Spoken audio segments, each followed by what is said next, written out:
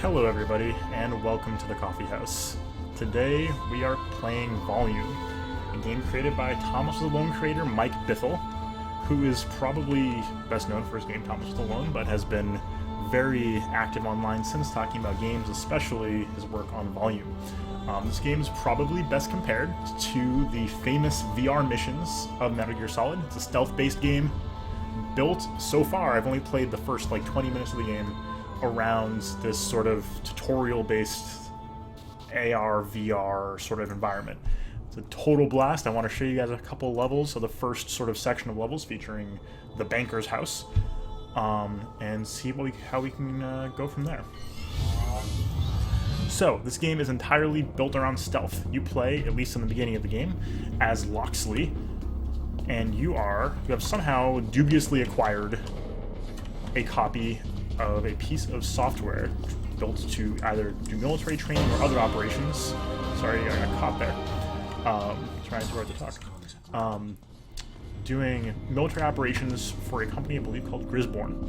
This is sort of your, so far, average run-of-the-mill cyberpunk generic corporation that is doing vaguely bad things. And we are going to be hacking in order to hacking into the system to get this piece of software for, so far, unknown purposes, likely to be training for a real-life operation. So, but that's just storyline stuff. I don't want to get too spoiler-heavy. The main bit we're going to have to worry about here are the mechanics. This is a very stealth-focused game, and I absolutely love the art style and the sound design. This game is gorgeous. It is a blast to play. I can't believe I got caught there. I'm cheated. No kidding. Believe it or not, I have played these levels before. So far on these early levels, our main goal is to stay away from these pawns. And they're going to follow very basic patterns and reveal just that cone where they're going to have vision and the sort of lighter areas where they have sound. And we can interact with them in a couple of ways. By getting in front of them, we can create sounds to cause them to go places, so we can get around them and collect these gems, which we'll unlock over there at the end of the level. Right now, I'm being a little foolish. And you can push C to create your own noise. If you break line of sight, the enemies will actually be confused by that. And in turn, they want to boast, but run away. Yeah? You can create noise by pushing C, like I said, flushing a toilet. See, I break his line of sight, he gets confused, and immediately will return to his initial walking pattern.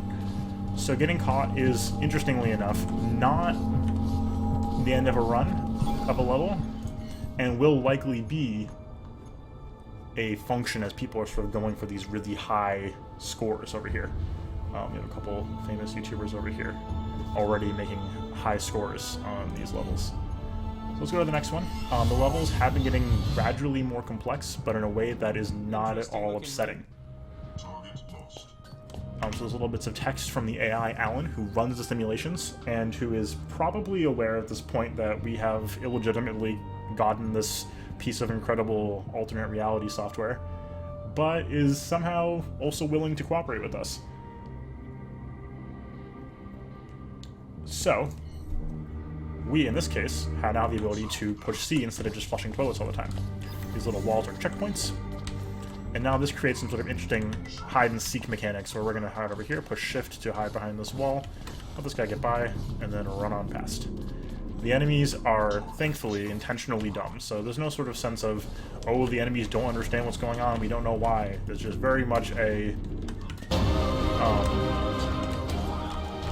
See, so they very much don't know what's going on. If you get around a corner and they can't find you, you can generally run around them. So like I said, I'm sure there's going to be high-level play where you can really mess around with the AI, but I think that's a good thing in most stealth games.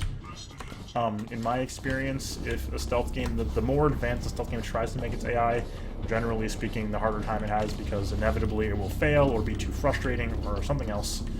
And if you have very predictable AI like this, just like the recently released The Swindle as well, you usually have a much better shot. Probably be a little too slow to get around this guy, but we'll see what we can do. See if it comes in a fill in there. See you should be able to confuse them just by pushing shift a little bit. They're very, I really do appreciate that. It does retain the feeling this is indeed a simulation, and also gives a lot of character to the game, with just sort of like a levity to it that Thomas is Alone also had, that a lot of stealth games, you know, sort of take themselves too seriously, don't ever manage to hold on to. This game it's sort of interesting that the getting caught noise is very pleasant. There's this wonderful orchestral swell there that we experience, which is fantastic. We'll do one more and see how it goes. Yeah, but overall, I would say 100%. I definitely recommend checking this out if you have any sort of interest in a stealth kind of genre. Last time I did this, I was able to sort of run around the corner enough times to confuse him. If you break line of sight for long enough, like I said, you can just get away scot-free.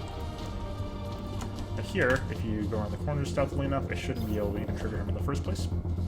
But yeah, I would definitely recommend it. The visual style is great. I know the voice acting has been phenomenal so far. Really a polished experience so far.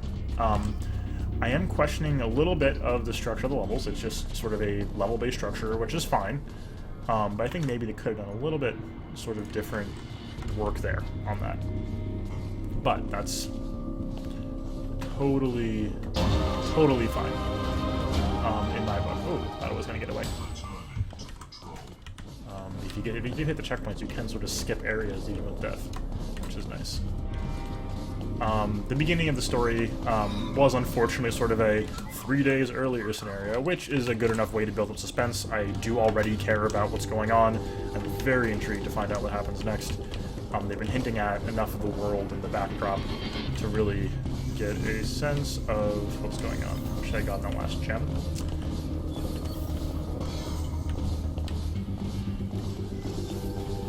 But yeah, I think this is a very strong stealth game. I have found recently that the more abstracted stealth games get, the better they are.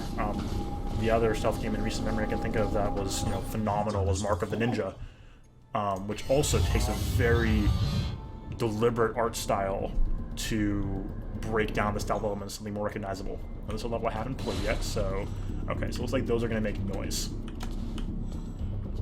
No matter what, those are going to make noise. Interesting. I'm just going to go over here, sneak right on by. Remember, the light areas are areas that the pawns can hear but cannot see. So if I step on this, he's going to check this out. I can probably wait behind here, and he will step right on that tile. I am very pleased with how the game has been handling tutorialization. There's nothing really that I can say. They haven't been spoon-feeding everything. It really does feel like you're learning the game. This bit of story, we'll skip through that for now, so we'll give you guys a chance to do it by yourselves.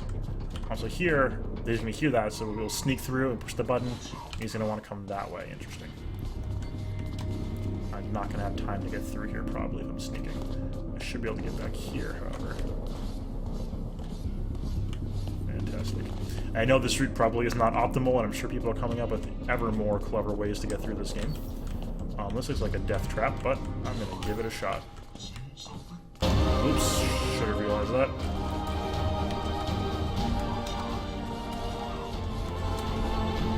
Oh, almost made it. I believe in you a lot. Would that help in any way? A little bit, Alan. I think so. I think that voice may indeed be somebody from Thomas Alone. I'm not quite sure whom. That's just a great place to hide. Just about to see who that actually the person was. But that voice sounds very familiar. I do love the sense of humor. It adds a lot to what otherwise might have been a too self-serious game. So, this is so far what I think of Volume. Definitely give it a shot. There's a 10% discount on the store for Steam at least, for a launch discount. I am definitely going to come back either late this week or early next week with a full featured review breaking down the game and telling you what I think of it. But until then, let me know what you thought of this video. Let me know in the comments what you think of Volume. And I will see you guys next time.